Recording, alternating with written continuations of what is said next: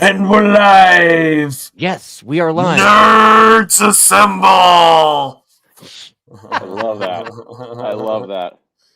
Yeah, we figured we'd do this one a little bit different this time. So instead of just like Ricky, Bobby, and I talking and then bringing our guest in, we just figured we'd start with him in here, Ryan from the Horsepower Rodeo. What's up, y'all? What up, homie? Yes, so we're gonna. We got him so he can talk MotoGP nerd shit. Yep. And we're gonna Nothing just about suits though. We're morons, so like we're just gonna else. listen to what he has to say. Hey, Ryan, no suit talk, okay? I don't want to hear anything about suits. Suits. Yeah, what about suits? What are we talking about suits here? Are you mocking me? You're mocking me, aren't you? Okay, yeah, it's that show. All right, so the reason why we're going to talk about this show is because, you know, there's been a bunch of preseason testing, World Superbike, MotoGP. Bikes are on track. Bikes are on track again, man. And, you know, MotoAmerica teams, I know some of them have been testing. I know they've got one, a pretty public one, actually, at the end of this month at Podium Club. Open to all. Yeah, so come on out, dude. Check that out. You know, I know that the Attack Yamaha boys will be there. I think Strack will be there. I think it's a big Dunlop thing too. So yeah, that should be pretty cool. Yeah. So, curious if any of the bagger guys show up, maybe. Dude, it would be cool. I've heard that there's some bagger stuff coming. I heard there was like 15 teams. I just don't know which ones or whatever, you know. Maybe the one near where you are right now, Ricky Bobby. Do you want to tell the audience where you're near right now? So I am remote on location in Altus, Oklahoma. Okay. I'm here for some Air Force training for a couple weeks. So, yeah, just hanging out, man. I got to go find the dealership. I don't know exactly where it's at, but I was going to go visit George. Dude, I got news for you. Altus ain't that big, bro. Like, I know. I've been here. This is my third time. You drive through Altus, chances are you'll see it. Last time I was here was about 16 years ago. Oh, yeah? And then before that was 06. So, dude, you gotta say, man, like the Altus crew, like the Nissanis, the Nissani family, man, they're so cool with the sport, man. They like those people eat, sleep, drink, breathe motorbike racing. And it's not just the pavement stuff. You know, a lot of the morons on our side of the fence that play on pavement, you know, and like me think that dirt's for plant and vegetables. They might not know that the Altus team is like the national Yamaha support thing too, right? Yeah, they got a whole rig and everything to go do the Yamaha support. They go to Loretta's. They go all over amateur racing. So yeah, big deal. It's a big deal. They got two locations, one in Lawton and one in here. So nice. Yeah, Lawton, Oklahoma is it's right next. Basically, it's where Fort Sill is, right? Yeah. Yep. Yeah. So, so where do you guys want to start? Do you guys want to start with the MotoAmerica stuff, or do you want to leave off with that? And I think we should start. I think we should start with some World Superbike, hit the core of GP, and then we'll finish it off with some MotoAmerica. Okay. World Superbike. They're still doing that. They're still doing that Superbike thing. That's cute. Shut up. Yeah, I created I did a video a while back where I created the new MotoGP logos. I'm going to do one for World Superbike next, and just sneak peek. One of the logos just says Diet MotoGP. So for all you World Superbike lovers, you can hate me on that one when I make that. Yeah. Dude, what the fuck were they thinking with that logo, dude? MotoGP. Like it just sucks. I don't know if we talked about it or not, and I was like, you know what, the MotoGP logo's fine. If you didn't make a big deal about changing it. If they would have just changed it, none of us would have cared. No. But you have a MotoGP gala, and you have a 5-minute package where you go behind the scenes on making the logo, and you show engineers working over computers, and you have interviews and that's with what the they came CEO, up with. And it's like, and this new innovative branding, and then it's like, Yeah, totally. Like, if you would have just changed it, I'd have been like, oh yeah, well, that's fine, whatever, let's go. Yeah, but don't make a big meal of it and then it be a dud. I like World Superbike's logo. It just says World SBK. Like World SBK, simple, it's man. cool. Yeah, I think I get why they're rebranding and they're trying to like inject, just a new level into it, and for no other reason than Liberty Media being involved. Right. But yeah, it was the presentation was left a little bit to be like, whatever, guys. So how do we like that number 1 plate on the BMW?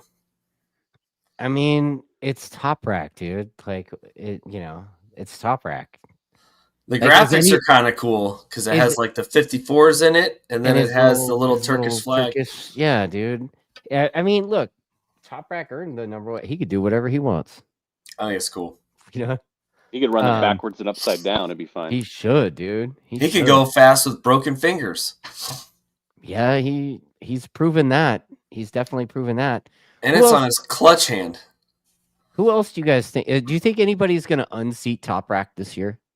I mean, for me, in short, no. Right. I mean, the guy, how many races? He missed a handful of races last year, and it still never felt like it was in question. Like, was anybody on the edge of their seat last year at the end of the season going, oh, man, he's going to miss time? It's like, just take the rest of the season off. You'll be fine. Yeah. Yeah, I see Barry in the comments talking about Top Rack's glove. You guys see that?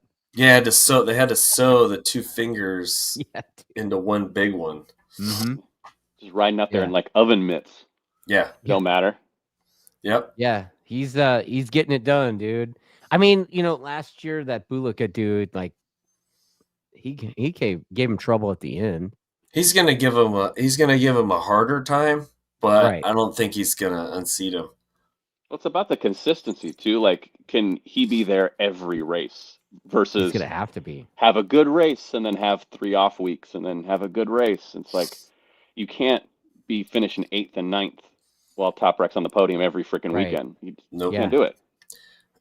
Nope. Yeah, I mean, and where does that leave Bautista? In the dust. The dust. Yeah. Wow. Yeah, I mean, the guy, once they added the weight to his bike, he just didn't. It took him forever to get going. He was also injured a lot. I think he got injured in the off season or something, and he was kind of fucked up like the first half of the year anyway last season. So, is he going to be healthy? I think he's gonna. Personally, I think he's after this year, and he doesn't do. If he's not top 3 in the championship, he's out. Writing him off. He's out. No, he's gonna retire. He's gonna retire, or he'll come to MotoAmerica and go race. Yeah, Trevor Watson says he's just collecting a check at this point. Oh yeah, he's probably right. Actually, I'm talking shit, but like Trevor's probably right. Oh yeah, for sure. I mean, Bautista, what does he have to prove? That's what I was gonna say. Like, once you won the title, he's at that age. He's done more everything than once. He's done everything maybe at this point in his motorsport career that he could have done, other than just do it again. And you're like, what am I going to do to risk life and limb? What is he, 38 now? Is that how old he is? You're like, what are we, 38? Yeah, what are we, like in our late 30s and you want to be a professional athlete? Yeah, what's the deal with that too? Like, there's something to that, right? Like in the Superbike guys, like all the top guys are like in their 30s, right? Mm-hmm. Oh, is Top Rack in his 30s yet? No, Top Rack's in his 20s. I think he's like 27. Yeah, well, the rest 27? Of them are in their 30s, right? All the ones in the States are in their 30s. Oh, dang. He is... he was born in 84. Oh. That means he's 31. No. He's almost 40. He's 40 this year? He's 41. Who's 40? Bautista. Oh, I thought you were talking about Top Rack. I was like, what? No, Bautista's born in 84, which means he's coming up on 41. That dude's been 40 for like 3 or 4 years, right? Yeah. He's going to be like the new Miguel Duhamel, right? Yeah. Dude was like 39 for 10 years. As long as you're feeling good.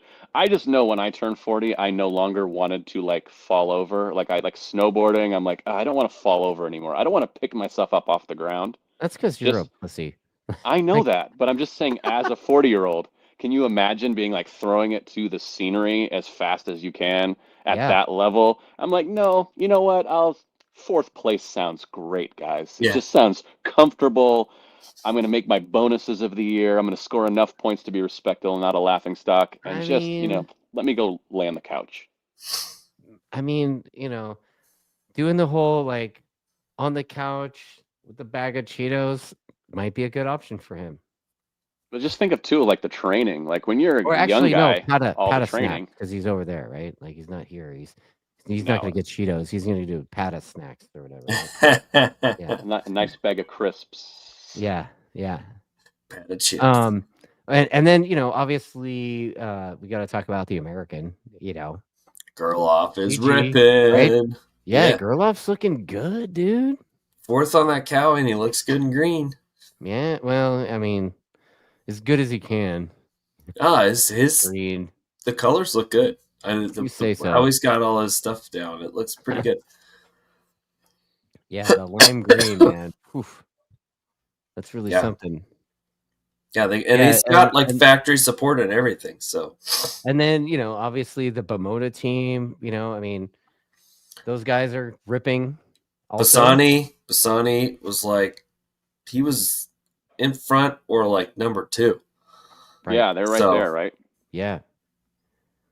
Yeah, it's like, wow, to make that Cowie work, you just got to change the whole chassis. Yeah.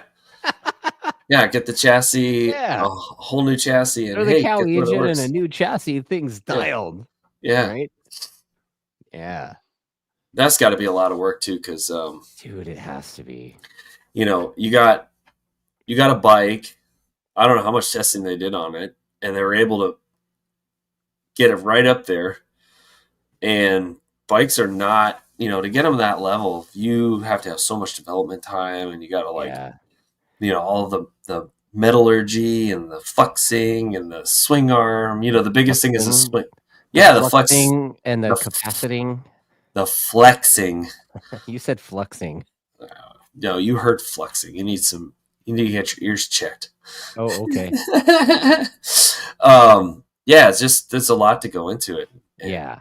I mean, I've seen, even on the MotoAmerica side, I've just seen the work that Richard does behind the scenes. And, I mean, the guy, like during the season, that guy works like, 20 hours a day kind of, and, the like designing the parts and that kind of stuff. I mean, I'm sure he could talk a little bit about it, but I think he went over there. Like he went to YME and had a big like Yamaha racing meeting. And it's like, he's in a meeting with the top guys from Europe, Yamaha too. So I'm sure he's got some pretty colorful stories for that, but I'll save that for him, Where does Yamaha sit now in World Superbike? Who's riding over there now? Is it Remy? Same guys. Remy well, Remy's on one of them. Yeah, but he's not on the factory one. Yeah, it's he's on Johnny Ray and Locatelli. Yeah. Locatelli rips, dude. Yeah. That guy was close last year a lot when he wasn't on his face. It was like either or. Like the dude would be like right there, or he'd be on his face, or both during a race. Yep. No, and he was doing really good because they were talking about how, the Yamaha and the power. Well, he was up there at the one spot he needed to be at Phillip Island. He was ripping at Phillip Island. Yeah, it looked like at the end they found something somewhere in the horsepower or speed or something. Because he definitely had some speed down the straightaway for sure. I don't know exactly what that is. Cody brings up a good point. He's like, isn't the Bimota like a $50,000 bike? Yeah. I mean, the Bimota, the BMW is close to that, right? The Ducati is probably that or more. And then there's the Yamaha that's like 20. So, like, maybe Yamaha should build like, the homologation specials again. Just the one-offs? Yeah. Right? The EPA doesn't like those. Yeah, Remy Gardner's slept on a lot, but Remy Gardner's quick, dude. I mean, I think he got a bum deal at KTM and MotoGP as far as like kind of one and done there, and Yeah, the, the log jam they found themselves in at KTM with knowing Pedro Acosta was coming up the pipeline and promoting 2 rookies and then basically saying goodbye to both of them after the first year. Like it was just right, kind of a mess. And right. Remy really did. It was that when the musical chairs was over, really got screwed there because it felt like I don't know. There was some like murmur that like the team wasn't getting along with him, Hmm. and like that relationship soured pretty quick. And who knows from what side it soured. You never know, Um, man. There's all kinds but of bullshit behind the scenes, right? yeah, but yeah, I think he was. I mean, Moto2 champ, wins the Yeah, title, and I think they were talking about comparison too. The year that he won it, and then the next year, I think it was Pedro Acosta won it. The points on level were pretty like Remy had to fight a lot harder than Pedro did to win that title. yeah, Against apparently, I mean, apples to apples, I guess, a little bit stiffer competition when you look at it, but dude can right. ride. So Yeah, yeah. They have Anyone else you want to talk about in Superbike? 30. When's the first round of World Superbike? It's at the end of this month. Yeah, I thought so. Okay, it says 36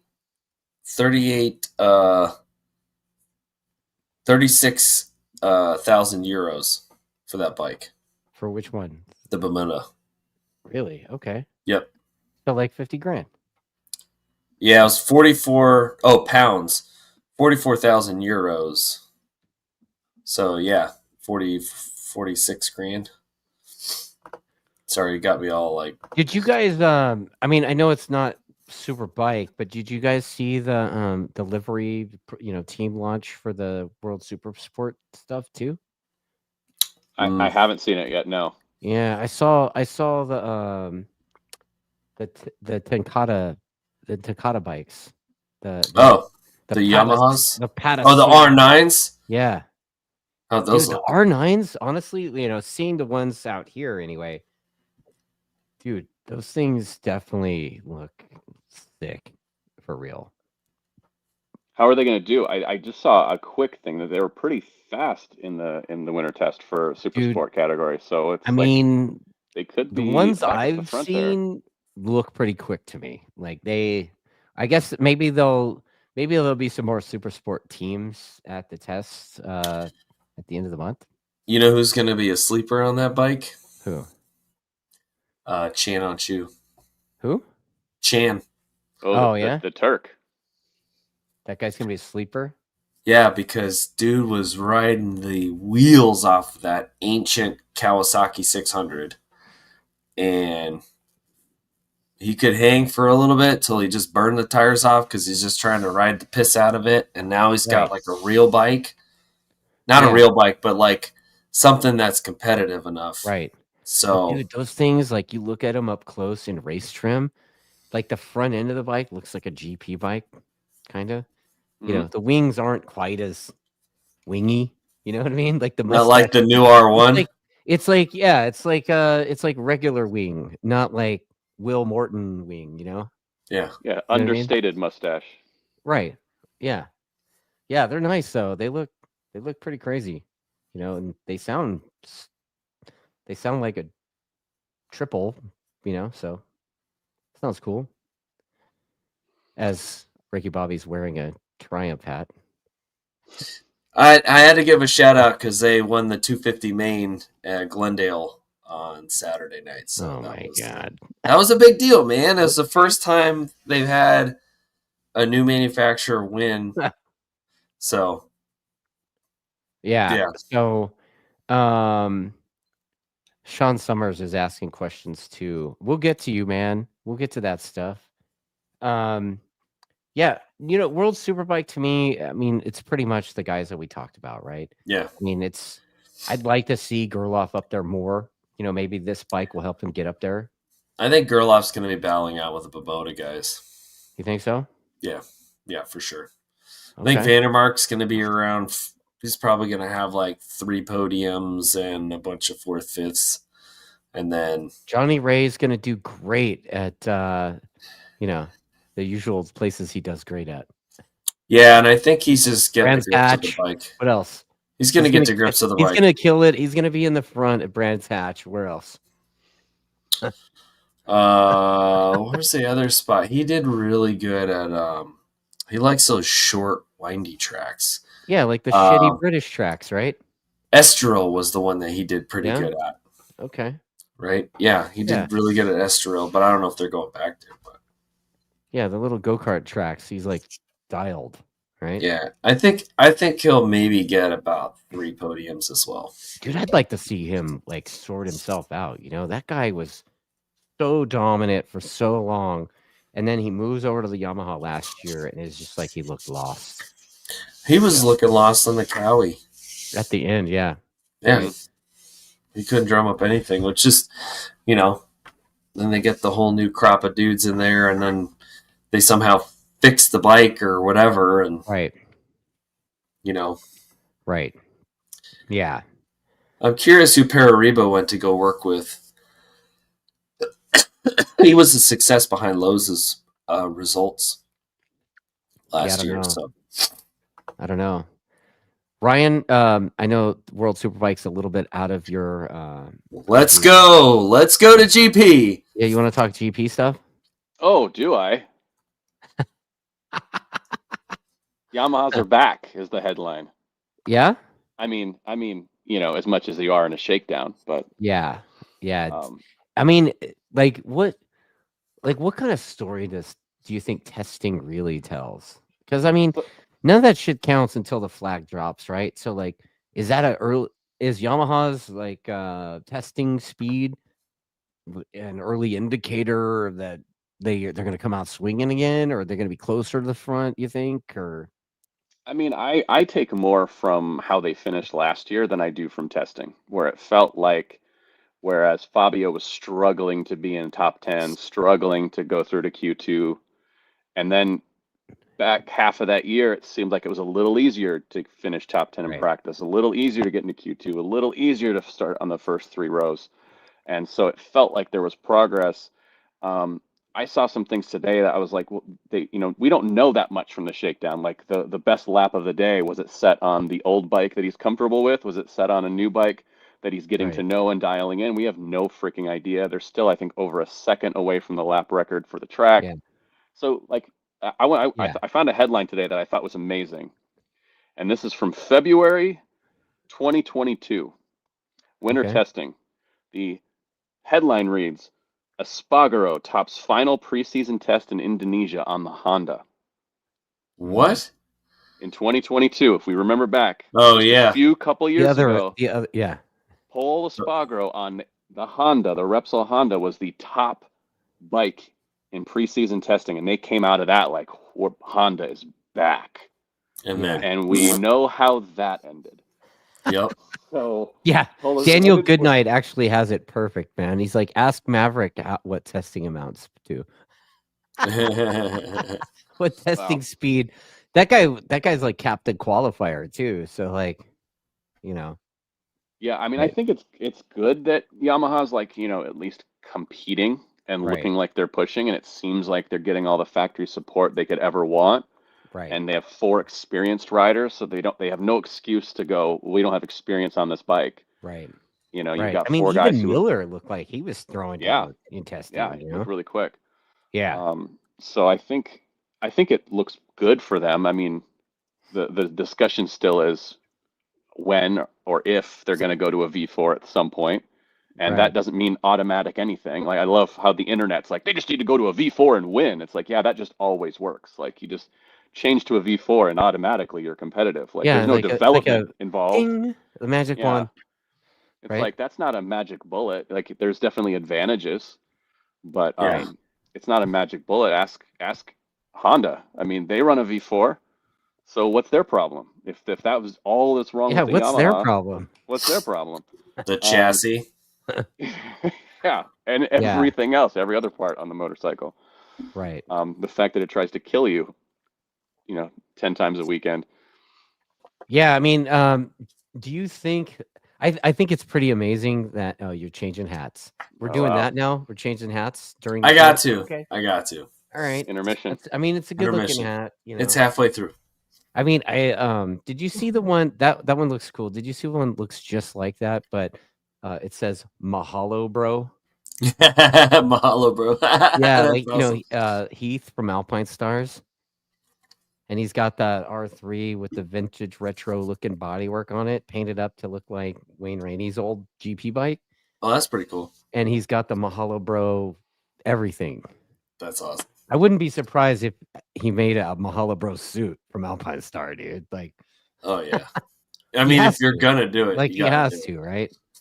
Yeah, yeah, that's cool though. For sure. Yeah, my buddy Sean Troy. Summers pointing it out that it's that's the podium hat trick. Yeah, It is. yeah. Oh, I thought it was this one. Yeah, I mean, I'm rocking the bicycle. Oh, speaking of, we need to take a little bit of an intermission break because I have to do a little thing. What do you got to do? So I acquired these really nice racer gloves from our young friend Max Van. Nice. Supporting him because he's just starting out with his business. So dude, is that carbon fiber on the outside of those things? Yeah, buddy. Look at that. Yeah, dude. Look at that. Dude, I wore racer gloves for a few years, and I wear Alpine Star stuff now. But I tell you what, man, before I got the Alpine Star thing, those are the only gloves that could fit these jacked up hands. Yeah, they got Knox sliders. So we Okay. got the wrist sliders, and they're kangaroo. Yeah. This section brought to it. Do we have a link for that? I will get you the link, chat, bro. Put it in the chat. I'll put it in the chat because I was talking to Max. I'm like, look, dude, I want to help you out. Like, I want to get a set of gloves. I want to talk about them to get his business going because he's a young kid doing the grind, man. Yeah. Taking into his dad's footsteps. Yeah, bought his own business. So, yeah, I mean, awesome. Are they still, what is it, Racer Gloves USA? I think they are. Yeah, I'll get it. Okay. You know what? I'm going to put that on a banner here on the, Here, this section brought to you by this guy. Yeah. Here we go. Yeah. Go there. Oh, wow. Go there and buy some of those. Yeah. There we go. Oh, there you go, Max. Failed to post to track. What? Why did it fail to post? Whatever. I'll put it out there. I'll put it out there. I appreciate it. But yeah, I just wanted to give a shout out to our young friend Max. And, nice. And well, I have some stuff too, but I'll wait until the MotoAmerica section. Yeah, you do. Yeah, you do. But okay. So do you think the Aprilia? By the way, it does look like it does look pretty cool with the #1 plate on it. Yeah, I think it's a cool design, and I think it's the right move to wear the #1 plate. You got to do it. To take the #1 from Ducati, put it on another bike as like a fuck you. Yeah, I think it's great. I love it. I like the Italian rivalry too because I think you heard what the Ducati guy said about that. It's like, oh, well, Aprilia can buy a #1 plate. Let's see if they can earn one. Oh. Which was nice shots fired, I think, between the Italians. I thought that was fun. I mean, you said. I mean, do you think that that's gonna happen? Because I did see a comment on the Facebook group or something, and some guy said that he thought that the bike was too ugly to produce a champion. I don't know about too ugly, but it might be too slow. I am not I can't say I'm an Aprilia hater because I like the brand. I think they do some great things, but I do find it funny about last year in the silly season, everyone wanted to say, oh, Fabio just needs to go over to Aprilia and win a championship, or Martinez needs to go over to Aprilia and win a championship. Right. And again, these things aren't automatic. That's not what's Aprilia done to win a championship. They win 2 races a year. Yeah. Whoop-de-freaking-do when you're talking about championships. Like, yes, it's great for winning races. They're better than they were 5 years ago. Right. But I don't think they're the end-all be-all. Like, I don't think they're in the class that Ducati's in, even close. I mean, right. And the argument is they haven't had a rider like Jorge Martin yet. That Espargaro was kind of a workhorse rider, kind of like, keep your head down and shovel. And then Captain Qualifier, as you mentioned before, your favorite nickname for Mr. Viñales. So they haven't had a rider like Martin. Yeah, Viñales is he goes great in qualifying sometimes. But then in the race, like if he qualifies on pole, he'll finish 8th. Yeah, he starts really bad, and I mean that's always been one of his problems in the Aprilia. It seemed to start really bad last year as well. So yeah, I hope Martin can compete. I don't think he can defend a title. And honestly, like if you've heard anything he's said in the last couple of weeks, he's like, I won the title. I feel comfortable. Now my mindset has shifted. This is about building a new chapter. He's not coming out the gate saying, I'm going to fight for the titles. The goal is not winning right now. He's said it out of his mouth. The goal isn't winning. The goal is figuring out this bike and how to build it and bring Aprilia forward. So I could be wrong. Maybe he just comes out the gate and is just a barnstormer, but I don't see it. Well, we got Daniel Goodnight calling it, man. He's saying Martin's gonna win the first race of the year. Write it down. In Thailand? Dude, if he wins, like, should we send him something? What should we send him? Oh, Daniel? Yeah. Oh, dude. I'll send him a pair of Weekend Hangover stickers. No. Priceless. I'll get him a shirt. Yeah, give him a shirt, dude. You got some shirts still, right? Well, Daniel's a good friend of mine. I'll send him a shirt. He doesn't live very far. So just listen, bring it to Road Atlanta. Oh, yeah. Okay. Yeah. We can do that. We can make that because Daniel's going to be there. Okay. I think the only way that Martin wins the first race of the year in Thailand is when Pecco and Marquez slam into each other in the first corner and take each other out. Yeah. And Martin that actually should be like how many people is do we need to do a Weekend Hangover bingo card? Yes. I like it. I love that. Like how many people is Marquez going to take out in the first round? Yeah. It would just be Marquez takes out one of the top 3 in the first round. Wow, man. And yeah, that's hilarious. I mean, Pecco's quote this week was pretty funny too. Pecco said, Mark and I are working together until the season starts. Yeah. And that's like, true, he's like, man. you know what? We're rowing the same direction. We want to make this bike. We want to get the bike that's right. And then it's over. It's no more friendly. Yeah. I mean, Trevor is saying there's going to be a wall by race 3. I don't think there's going to be a wall by race 3. I think there's going to be a wall in that team before they set up the first weekend, right? Oh yeah, dude. I think from they're going to work together Friday. in preseason, but man, once the race season starts, the wall's going up. Who's putting the wall up? Is it Pecco or is it Mark? The team's putting it up. Well, I mean, it tells you who wants to hold on to their data and who doesn't. Well, Ducati's been very liberal with their data. They've shared every bit of it between every single one of their riders, and I think Mark was trying to get his hidden when he moved over to Gresini. He was trying to go, hey, I'm okay coming over. I don't want to share anything. And Ducati said, no, if you're coming here, you got to play with the program. And he bent. He did it. Wow. And then we got a little tire politics stuff coming on here with Trevor too. And then who gets the good Michelins? You gotta love the tire politics too, because I mean I don't know if that stuff still happens, but I'm sure it kind of does, right? You think? Yeah, it has to, dude. It's the same people, right? The same shit. So it's like, do you think that Michelin's picking winners? Like, Jorge Martin would say 2 years ago they did when they gave him a bum tire in the last round. Right. Yeah. Right. So who gets the good Michelins? But yeah, I mean, Marquez. I mean, he's gonna be on the factory bike. They're gonna be fast. They're gonna be fast. Dude. And that's also why you have to, the shakedown. You can only take so much. The Ducati boys aren't there. Yeah. And so you have Yamaha's on top, and the rookie Ayagura actually looked really good on the Aprilia. Yeah. I think he was the fastest Aprilia, which is I think it was only him and Salvadori there. Yeah. But he was number 2. He was number 2 right behind. Do you want to talk a little bit about the testing stuff? And how in the shakedown testing, the fact like the teams that are fast and win everything don't get to go to those. Right. Well, right now it seems like only Ducati is kind of barred from the shakedown test, and every other manufacturer has concessions, right, that lets them go, and the shakedown's mainly for the rookies.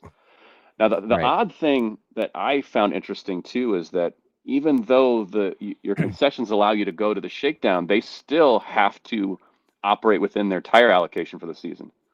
So you see that like Honda didn't really go to the shakedown. Like they had their presentation this weekend, and so they didn't end up going to the shakedown with their ride. I think only the tie rider, Simcat Chantra, was at the shakedown, which maybe means they're going to save their tires for tests through the season and be testing at more tracks, and just didn't think they were going to gain much information out of the shakedown when the test is coming out. Yeah, I'm looking at some of the comments, man. Daniel Goodnight's he's on one tonight, isn't he? Yeah, he is. Man, that guy is so funny. Yeah, dude, Ducati has 27 bikes on the grid. Like, what do they need to shake down for? That's what I'm saying. Yeah. No, it's. I mean, you look. Firming is 2/10 behind I, and the poor tie rider, Synth Chantra is just. It's gonna be a tough season for that kid. that kid's going to last 1 year. Yeah. Yeah. Yeah. What do you think of that? That Alonso, Fernando Alonso? No, we're not talking F1 here. David Alonso. Yeah. Are we talking about the Moto 2 mover? Yeah, I was like, what, dude? Yeah. He's the Moto 3 champ from last year. Is that who we're talking about? Yeah. Somebody's got Formula 1 on the brain. Well, that's probably because Lewis Hamilton's like writing checks, right? Oh no. It's because he's 4 seconds behind MotoGP bikes on a Superbike. It could be. Can we just bring that up real quick? I just want to spend 2 minutes on that. So Toto Wolff said that on an interview. Yeah. I forgot with who. Oh, it was with Dax Shepard. And I spit the water out of my mouth as soon as I heard that, because I'm like, what? In what world is Lewis Hamilton 4 seconds off a MotoGP? Well, it's because his girlfriend was running the stopwatch. Dude, the best part about that whole thing was there was a thread on the initial post, and there were like 3 dudes. They were like, bro, I was there, and homie ate 4 seconds. He's more like 15. Like 20 plus seconds off a lap. They were like 4 seconds a corner, but I was like, bro, it is maybe 4 seconds in each segment of the lap. Yeah, each sector. Yeah, I mean, I was like, what kind of horse shit are you trying to feed us, man? Like, he's not that good. He's an amazing one of the greatest Formula 1 racers, but like, well, they're metric, right? They're using the metric system. It's different. You could, I mean, dudes spend their whole lives a lot of kilometers. Yeah, dude. Dedicated to racing motorcycles and they're national champions, and they're still not 4 seconds off, you know? So it's like, oh my God, I'm sorry. I had to go on a rant about that because it was such BS. I couldn't believe it. Yeah. I mean, that I heard that too, but I don't think that's what they're talking about Lewis about. They're talking about Lewis, like, you know, investing in the KTM thing somehow. Yeah. Well, I mean, that's gonna be an ongoing story the whole year. Like, and I had heard some stuff today, like KTM showing up to the shakedown with more parts than the riders thought, and more stuff than more off-season development than anyone was expecting. Yeah, probably to not make Pedro Acosta look for the door in week 1. Right. Yeah. It's like, is there a 12th Ducati I can ride? Because I don't give a shit. I did hear that the KTM trouble was manufactured internally so they could buy their stock back cheap. Dump the stock and then buy it back. I mean, that would be amazing. So, yeah. I mean, you know, they gave all the executives Christmas bonuses, and then they were like, "Oh shit, we're out of money, guys." Yeah. Oh, my B. Sorry. So, yeah. Anyway, they were worried about having to hand out money to Chase Sexton now that he may be on the verge of winning a Supercross championship because that's not going to be cheap. Yeah, we're talking about the stuff that you plant vegetables in again, right? Yeah. Well, it's KTM money going out the door. That's what I'm talking about. Yeah, it's like It all comes from the same pot. Yeah, that pot is empty. Yeah, it seems. Yep. It seems. But also, like, what was the thought over at KTM where they knew for almost a year that they were in this financial trouble. Like, even if they didn't know the full extent, they knew they were screwed. And then you look at them on the open rider market, and they have Pedro Acosta, Brad Binder. Both those contracts aren't cheap. And instead of going out and getting kind of two young guys that might be discount riders for their second team, they go out and get experience. They get Bastianini and Vinales and pay them a bunch of money. Right. Like, really? You didn't want to discount anywhere in this program? Well, I guarantee Maverick. Makes no sense to me. He's not making a lot of money. No, probably not. But no, because he got booted from Aprilia, and he's like, I don't have a job anymore. Yeah. And KTM's like, look, we'll give you some scraps, but you ain't getting what you got at Aprilia. That's for those sure. Those guys all make pretty good money with their everything else they have. You know, I mean, this was like several years ago, but I mean, when I was talking to Marco Melandri about joining our team, you know, the attack team in 2019, before JD Beach got the ride, dude, that guy was making like $300,000 a year from his suit company, just from his leathers. Oh wow! And then, you know, whatever he was making on the helmet, and yeah, I mean, you know, those guys, they bring in dough, man, somehow. Yeah. So, no, Maverick's contract's definitely not top dollar. Sorry. Did you see the comment from Track Day Junkie? Maverick's still paying off his Yamaha engine. Dude, I almost said he ran it deliberate, right? I almost said if KTM wasn't able to pay Pedro, does he blow the motor on pit out? I mean, they're all professionals. They'll figure it out. Yeah. They're not all guys blowing up engines on purpose like that guy did. Yeah. Pretty dirty. Yeah. So yeah, that was kind of insane. Like, that was one of those moments where you're watching it live going, wait, what are you doing, dude? Well, and then they documented it on the Amazon Prime series. I wanted more from that. That was my big gripe on the Amazon series. I'm like, man, like, you guys are way too friendly, because you could tell this is produced by the company and they're being way too nice to the riders. Because, like, I mean, if that was produced by Netflix, that episode is called Vinales Head Case ? Yeah. Like, you're just like, wait, what is wrong with this dude? And that would have been a very different television show that I would have wanted to watch. They would have gotten other writers. Dude. You should have pitched the new version of that. Oh, I've got 3 or 4 MotoGP motorcycle pitches in the pipeline. Trust me. And I just, you can't hire in-house motorcycle people to run them, because it's just like, they're going to want to control it. We're all morons. It's a PSA. It turns into a PSA for the sport. Right. And I'm like, dude, that's not entertaining. Like, like, it's informative. We need to put Gray Fam on it. He can help you out. Yeah. He's got the connects. He can help shoot the content for sure, man. That kid's really come around. Yeah. All right, so we're 43 minutes in. Can we talk about MotoAmerica now? I know you're excited. Yeah. Right? MotoAmerica. Like, fine. I mean, you know, it is our national series. Hey, I watched every MotoAmerica Superbike race last year. I watched most of Super Sport and most of the baggers. So, like, I was getting to know who these people are by the end. What do you think of? You know, I'm hearing a lot of stuff about some teams just deciding to skip Daytona. Yep, I know for a fact Rahal Ducati is. Attack Yamaha is. Probably Strack. Yep, Strack is. There are a few others that are probably Daytona as well. Rahal sent like 3 bikes last year, didn't they? They had all 3 bikes there. Well, it's because they have 3 bikes. So. 3 bikes, but how many crews? How many pit crews? Half. They had 2. Well, that's all they need. Well, yeah, the one crew did 2 bikes and the other one did 1 bike. Yeah. Or maybe they did all 3. I can't remember. I was talking to Godin about it. So what do you think of that? What do you guys think of the skip? I get it. You know, I mean, on the one hand, Daytona's badass, and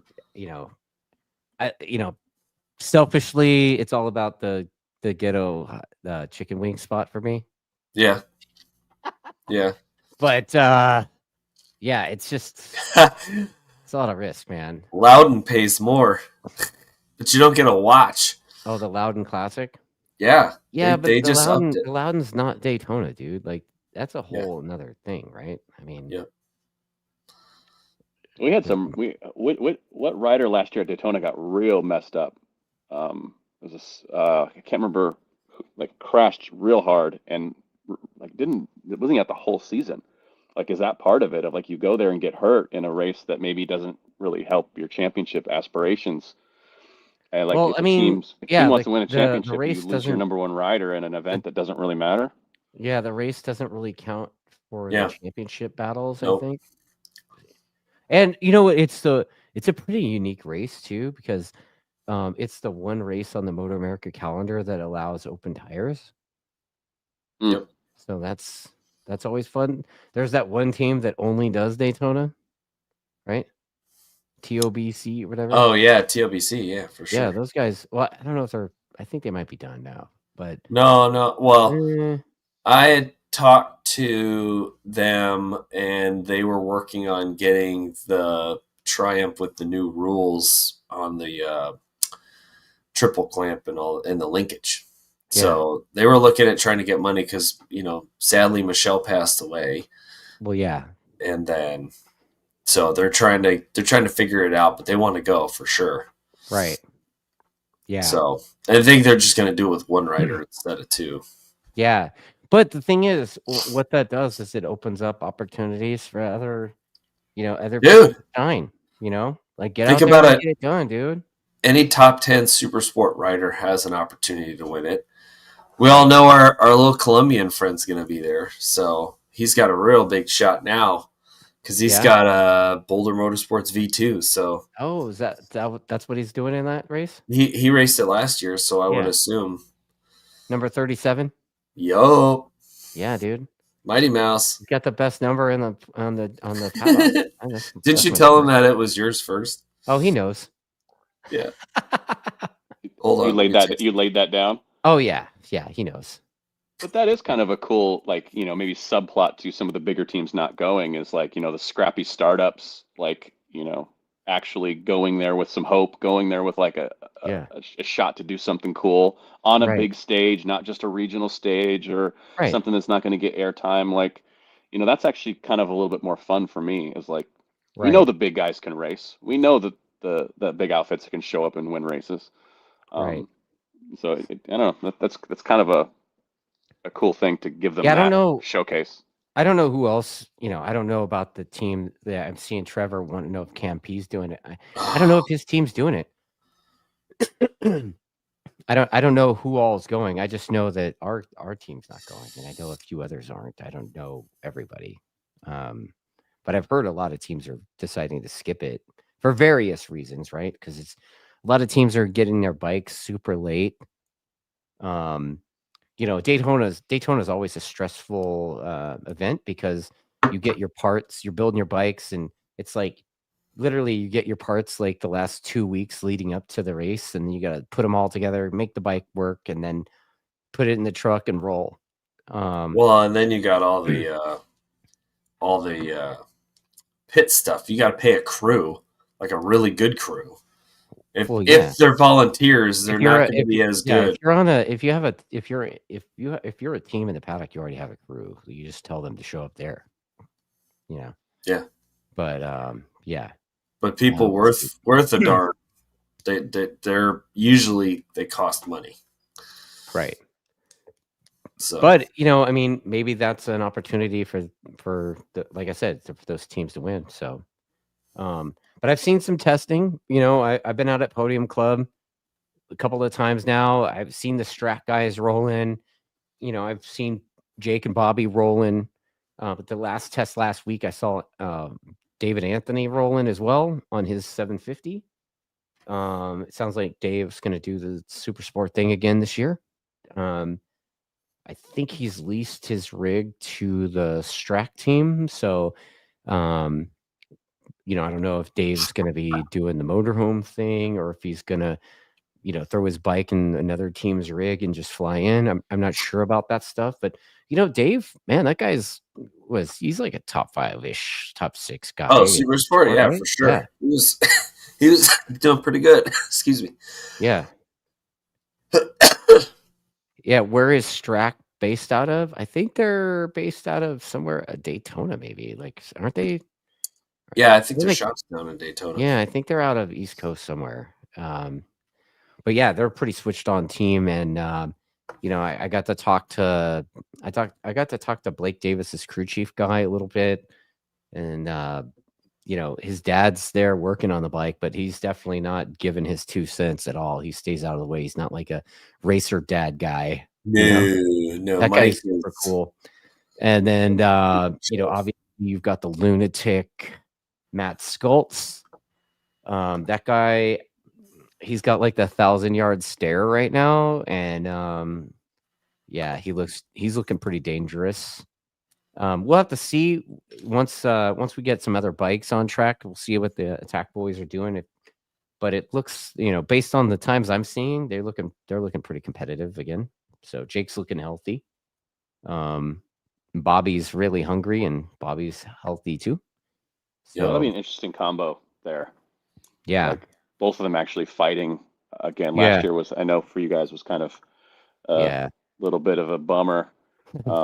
Your riders are like injured or broken like half the season. You're running the season with fill-in riders and stuff. It's kind of tough. And it's still like there's a lot of talent in that Superbike. So it feels like we deserve a Superbike where everyone's healthy and fighting at the front, and it's not a runaway, because it feels like there's enough guys there that can fight if they're healthy. Yeah, they've got bikes. Like, it could be a really entertaining series in season. I'll tell you this. I've been talking to Alex Arango from the Top Pro team, and man, I mean, as much as that team did such a great job last year, right? I mean, they came out, they had to build a team from scratch, build a bike, no data, whatever. Ryder wasn't really a Superbike guy, and they turned him, his crew and everybody, they worked together, and I think they did a great job. They got a win, right? Yeah, so, they won. Lots of podiums. I mean, first season out, they came out swinging, and they did great things. They did that whole was it the children's hospital thing where the kids there like painted the bike. I mean, it was the greatest thing ever. That was the weekend. I don't know what the hell's going on with that team, but I've talked to him, and he was saying it's not looking good. Like that's about as far as I'm going to take that. But I hope that works out and SDK ends up on that bike again. Because man, I should like to see him second year out. He was moving on that bike at the end of the year. He looked confident too. Jeremy, look at Toy, got that thing rolling. So yeah. He was really fun to watch at the front. Like when SDK was rolling at the front with Bobier and Heron, and actually like roughing them up. Right. And it's just not being afraid of those dudes at all at the end of the day. Dude, he raced in Moto 2. Yeah. Those dudes are banging bars left. Right. Yeah. Right.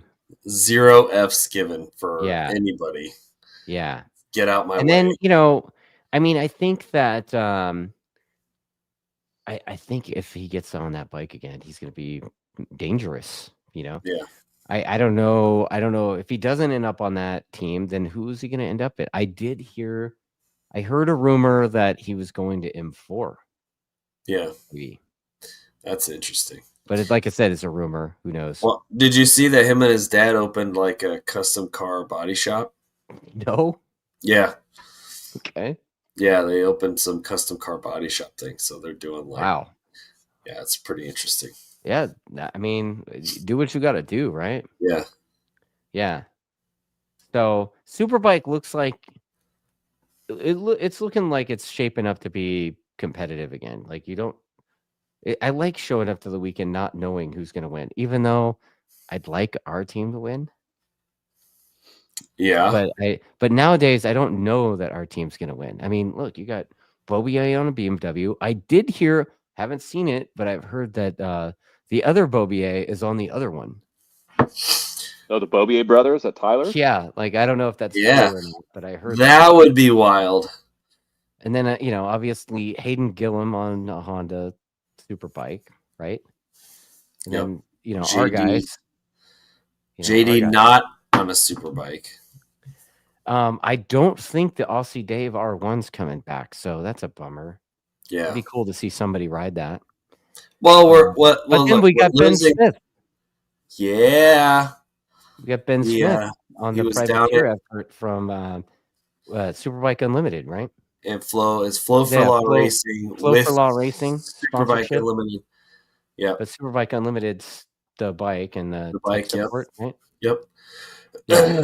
So Ben was riding down at Jennings, getting some reps in, and dropped his trailer off at my house. There you go. Yeah.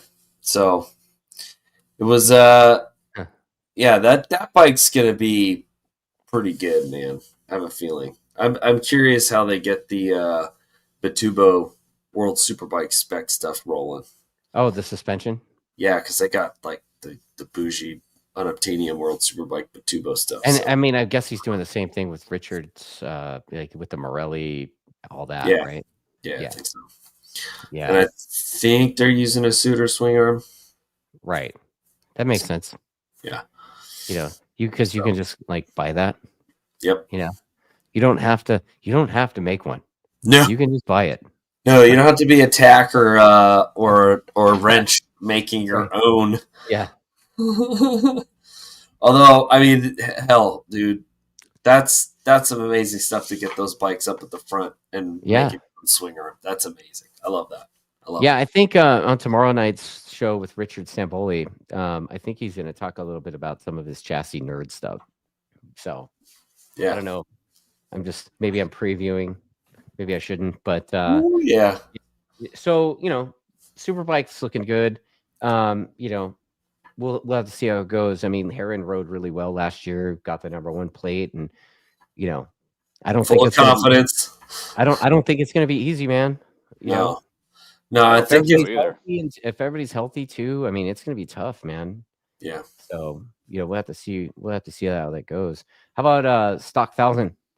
Dude, JD Beach for the dub. JD Beach, dude. I heard Andrew Lee's going to come on a healthy ride as well. Ooh, the champ is back. I heard Ezra. I heard Andrew Lee.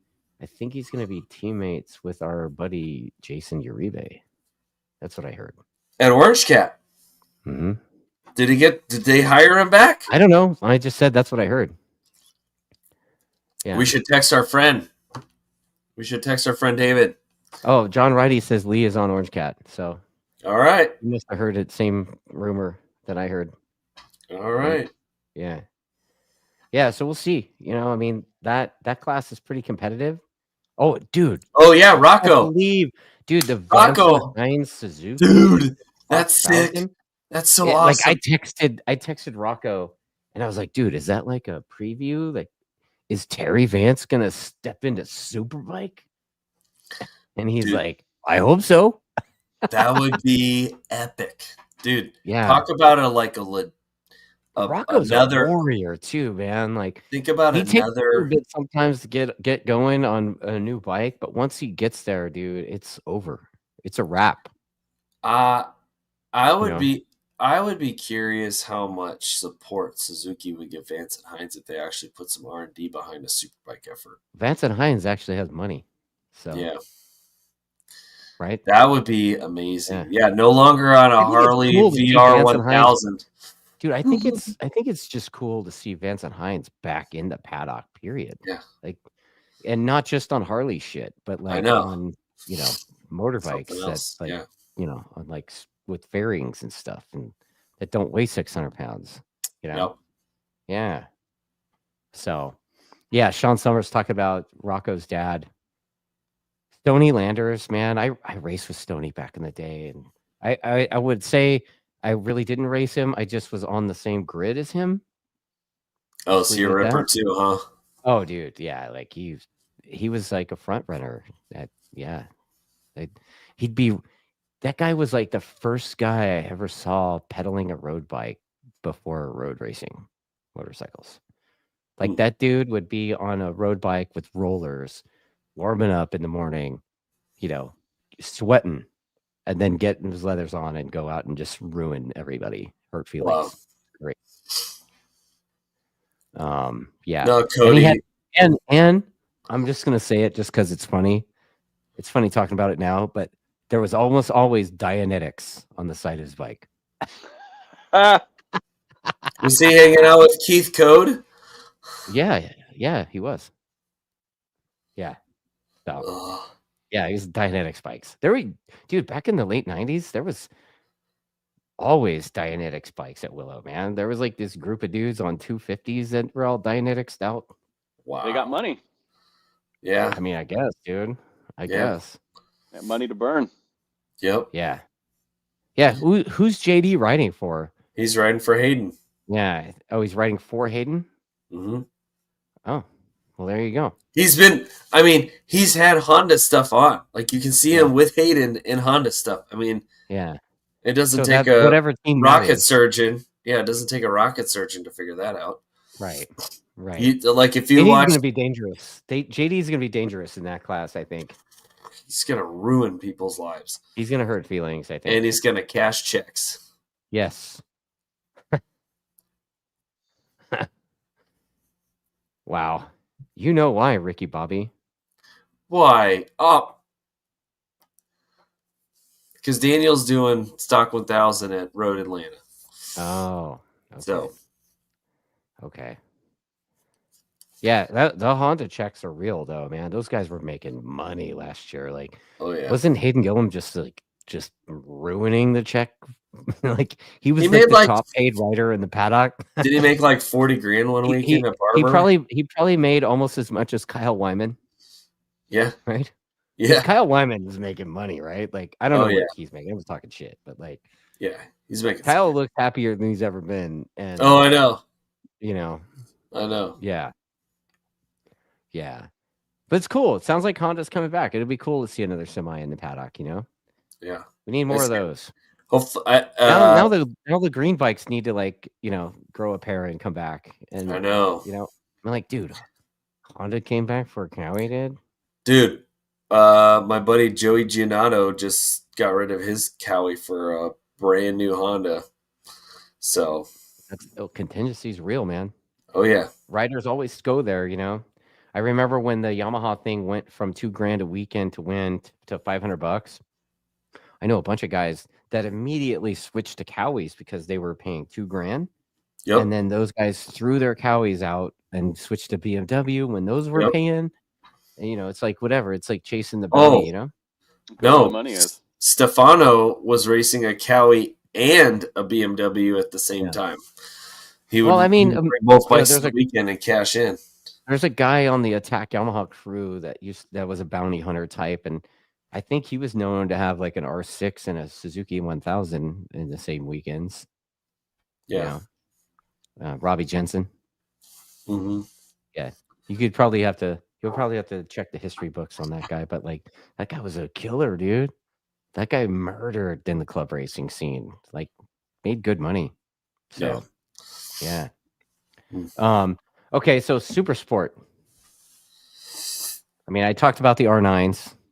Yeah. You got Campi on the Ducati, and and then you've got all those Rahal bikes. Yep. Right. So how do you think that's going to go? Four Ducatis and 2 R9s. I think there's more than 2 R9s. Yeah, but I'm just saying, like the two top R9s. Dude, I just got a text from Jeremy Toy. I don't know if I could share it. Hang on. Ask him. Yeah. Can I share it? And I can't really share what dude. I can't share what he's saying, but yeah, it's looking tough. Basically, like summary. Yeah. Oh yeah, Riston Grigg too, man. Riston Grigg. Is he racing? He's racing something. Cowie. Is he racing? Is he racing a Cowie? Well, he had a Cowie last year. I think he's doing something else this year. Interesting. I thought. But I think the Altus has a couple of R9s. I think. Yeah, I can go ask George. Yeah, say hi to Tebow for me. Right? Who? Tebow. Yeah, I had him on the podcast a couple weeks ago. Oh, that guy. He works there? Yeah, I think so. Yeah. I don't even know. Boyd Brewer. Yeah. So Greg, so Riston's going to be on that same team with. Oh, really? Yeah. Whoa. Dude, Riston, Greg, and his dad, I like them a lot, dude. Steve Grigg, that guy, I can remember walking the paddock in an AMA National at Willow Springs, right down the street from here, and seeing this dude in the pits, privateer section, and he had this like pimped out Muzzy Raptor thing. That was Riston's dad, dude. Like, he was racing like a Muzzy Raptor in Formula Extreme. Yeah, that's awesome. Good dude. Southern as shit too. Like, way Southern. Like, how y'all doing? Like that kind of guy. Love it. Why is Trevor asking us about Jake Lewis news when I know darn well? Dude, I just said Altus. ¿Qué más tú quieres? Yeah. He's tied in with Hayden, so I don't even want to hear it. He probably knows all what's going on. He's just doing that to just what's going on with Jake Lewis. All right, so I've got some stuff here to give away. Let's do it. What? Let's do it. You guys in the comments, just you know how to get a hold of me, so let's just pick somebody. But so I have some stuff to give away. I found a Chavi Flores front number plate. Woo! Yeah. I had a couple of autographed Jake Gagne knee sliders, number 32. And then, you know what? I didn't want them to go to waste. I know there's a lot of fans of this guy. He's not on our team anymore. But I have a bunch of 45s for people that are fans of the Cam P. So anybody who wants this stuff, how should we give this stuff away, Ricky Bobby? I think you need to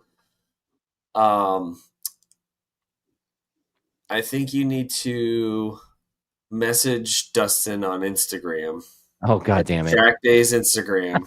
Wow. And it'll be message me on No, just do Instagram, and then whoever the first group of people to do it, and however many things you got. Yeah.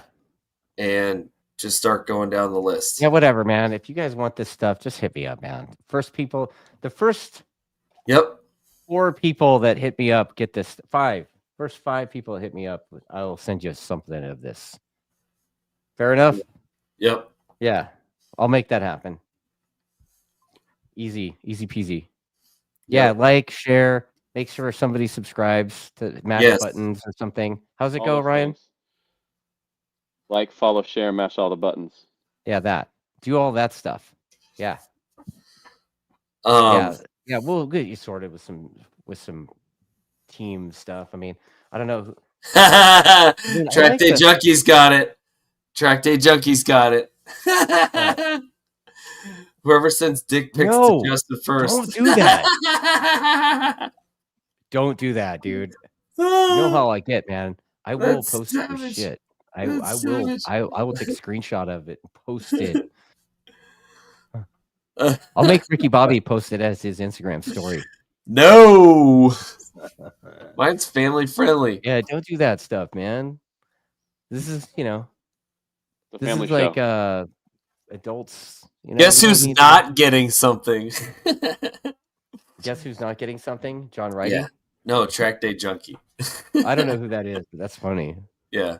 I mean, that's funny, but no, don't do that. But no. Yeah. Funny, please, but no. Please don't do that. Oh man. So any picks for the season? Who do you guys it's preseason, so we don't really know 100%. We've already done our picks. We've already done our picks. Yeah. I don't remember. We did them last. Yeah, Yamaha. I want to hear Ryan's picks. Yeah. For which series? What are we talking about now? MotoAmerica, MotoAmerica line? Super Sport, and then Superbike. Who's the Horsepower Rodeo's picks for the season before the season starts? So I think the easiest pick first. I think Top Rock in World Superbike. I think it's going to be 2019 Marc Marquez. He's going to be first, and everyone else is going to be second and third all year long. He might have, like, if you remember 2019, Marc was first or second in every single race, but there was always somebody else. It was never one other guy that could like fight with him. So it was one week it was Dovizioso, one week it was Alex Rins. I think that's how Superbike's going to go this year.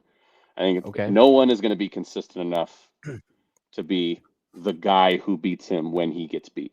I think it's going to be always someone else. And I don't think he's going to get beat a whole lot if he stays healthy. So take care of that finger, Top Rock, and make me very smart. Yeah. How about I want to see MotoAmerica. I really want to see Jake back at the top. At least fighting. I think a battle between him and Cam, OBA, would be a lot of fun. Just like slugfest all the way to the end. But I will say, Bobby Fong was entertaining last year when he was riding confident and riding aggressive. Like it was very surprising. I was not expecting him to be there.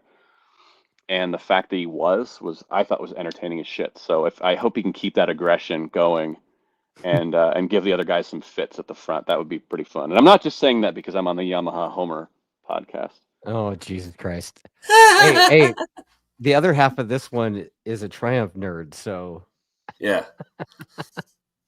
Triumph ain't winning Superbike in MotoAmerica. Sorry. No. I mean, I think John Ridey said it perfect too. Like Bobby's coming with the Stockton slap, so yep. You know, yeah. He's gonna start believing in himself. Yeah, I think so. I think How about so Super too. Sport?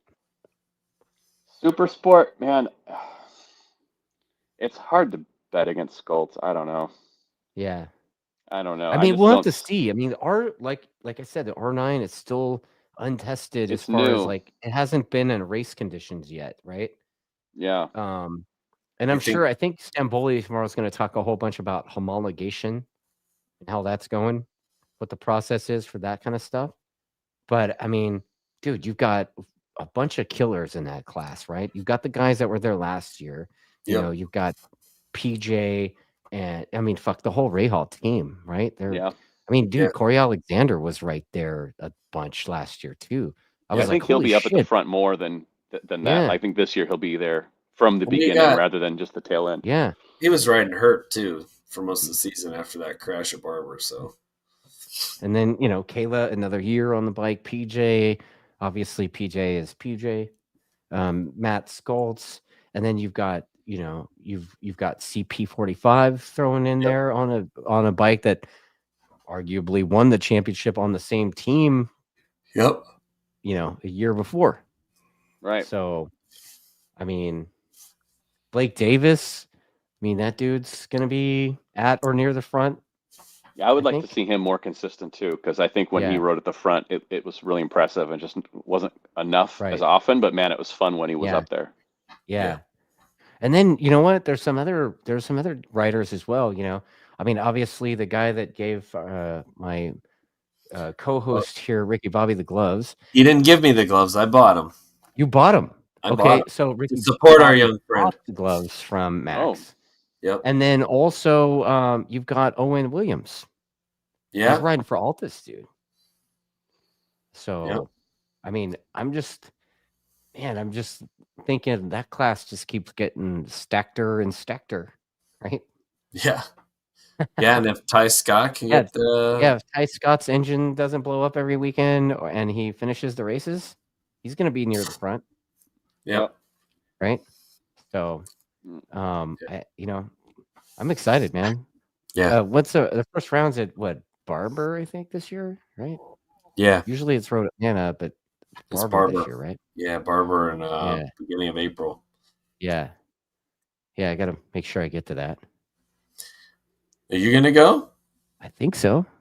I'm not going to be able to make it. I'm the talking shitting on the internet guy for the team, so like officially the official talking shit on the internet guy. So, but it's still looking good for Road Atlanta. So Road Atlanta's gonna be fun. Party in the pits. Party in the pits. Dude, I was looking at the schedule, and I know we're like off topic or whatever, but I was looking at the schedule, and Road America race is the same weekend that my staff guy Gil Ramos, I guess, is going to Vegas and getting married. Oh, so dang. I got told that we're going to that instead of Road America. Yeah. So I guess I'm not going to get to Road America. You got to go to Gil's wedding. But I know that I'm gonna low key say it now, but like we're working on it. But I'm working on a deal to do a track days event at on the other side of the country with Attack Yamaha. Whoa. Yeah. I think it'll be at VIR at some point. You got somebody super excited over here. So stay tuned for that. But yeah, it sounds like we're taking the show on the road for a minute. We'll do some content too, man. Oh hell yeah, dude! Are you kidding? Content too, yeah. I think it'd be fun. I got to figure out who the other track day guy is because I think they got I think it'll be like a Tuesday. It's like a test, so the team's going out. So I think it's a track day on Monday, and then us. Track day is an Attack on Tuesday. So we'll get some details on that. Richard and I are still kind of ironing it out to make sure it makes sense. But there's somebody in the chat who's gonna want to go. By the name of Daniel. Yeah, because he lives like Daniel, like 2 hours away. Stay tuned, man. I maybe Richard will talk about it more tomorrow night, but we kind of want to fill this thing up and have a good time for everybody, and maybe do some MotoAmerica practice for people too. So I'd kind of like to have like a semi-private thing, maybe like 2 groups, 30-minute sessions kind of situation, and like a MotoAmerica license holders, like a MotoAmerica licensed only group. Oh yeah, Trevor will be there. Trevor's gonna be there, man. I know. Come on now. Yeah, so should be fun. Plus it'll give me the opportunity to get to ride VIR. So yeah, it's so much fun. Yeah. It's such a great dude. The roller coaster is amazing. It's so much fun. Yeah, you gotta like tune up the Broham a bit and throw it in the rig, so it can just yep. Throw my gear bag in there and like peace out. Right. You just got to remember to keep turning right in the kink. Yeah, dude. I don't know. I don't know anything. I'll figure it out. Yeah, you'll run out like Danilo. Yeah, Daniel Goodnight says he's slamming down his credit card and walking away. We'll have links and shit once we're got everything ironed out. But I'm leaking it kind of now. But yeah, I can't. You heard it here first, people. Yeah. You heard it here first. Yeah, we're taking the Track Days show on the road, man. Yeah, buddy. It'll be fun. Yeah. Wow. So, and then the last thing I guess I'll talk about is next weekend, not this weekend, but next weekend, we are going to have the very first motorcycle event at the new racetrack that everybody's been waiting on at Buttonwillow. Oh yeah. And man, I got to tell you, I was listening into a conversation kind of in the track office today, and it seems like the stuff that I've been saying to the board and stuff, they're like listening. It's amazing. Like you say things and they listen. It's like holy shit, right? So yeah, like there's some big changes that everybody's been talking about out there. It seems like those changes are coming, but in the meantime, we got some big help from the air fence wizard, John Ulrich from the Road Racing World Action Fund. Oh my goodness, that dude! Like, I mean, you start getting him on a mission of getting air fence, he gets it to you, man. Like a semi truckload of the stuff came yesterday, and I went out there today to check it out. But that's awesome, man. So we're gonna use all of that stuff and put it where we can to make sure the place is safe to run. And I think it's just awesome to see that Ulrich is like down to help us out for that. So yeah.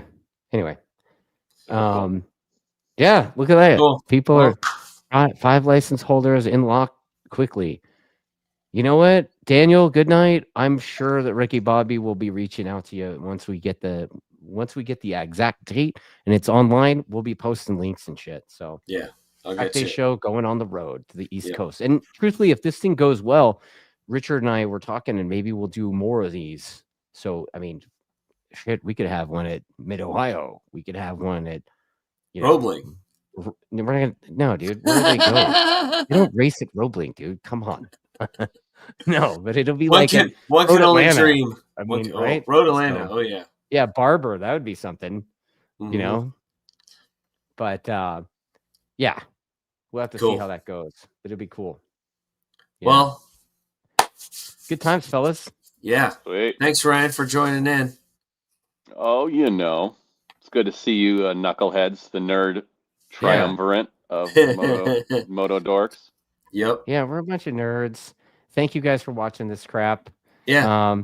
Appreciate it. Horsepower Rodeo taking a pause on his own podcast to come talk crap with these two idiots.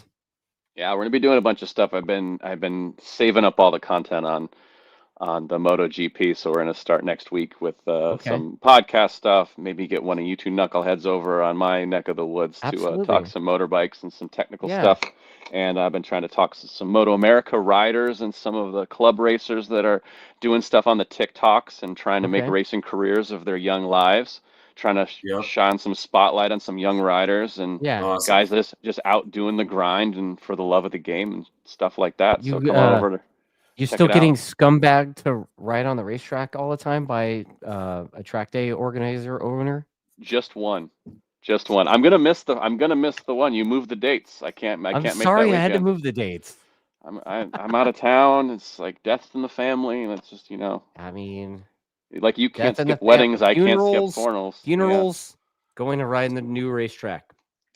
Weddings in Vegas, going to Road America. That's how it works. You can go to Road America anytime, but you can't be first. That's true. Once. That's true. That's true. Listen, when you I can ride this track anytime, but you can only be first once. When I get my brand new Honda Grom up and running, I'll be out at the track again. Don't worry. Yeah, let's go at Apex. Let's go at Apex. I'm gonna go train with Hopper. Right on. Yeah. All right, man. Well, you guys, thanks for the show. Good stuff, and thanks everybody for watching this thing. And please, again, mash all the buttons and stuff. Share it, subscribe, like, and all that stuff. Subscribe. The buttons. You guys are a work in progress, but you're getting it. Let me know if you want some of these numbers. I got like a gazillion of them, and I'd rather them go to a fan of the sport than in the basura. So, love it. Yeah, cool. And please, no dick pics. No dick pics. Send them to Ricky Bobby. No. See ya. Yeah, dude. See ya. Later, guys.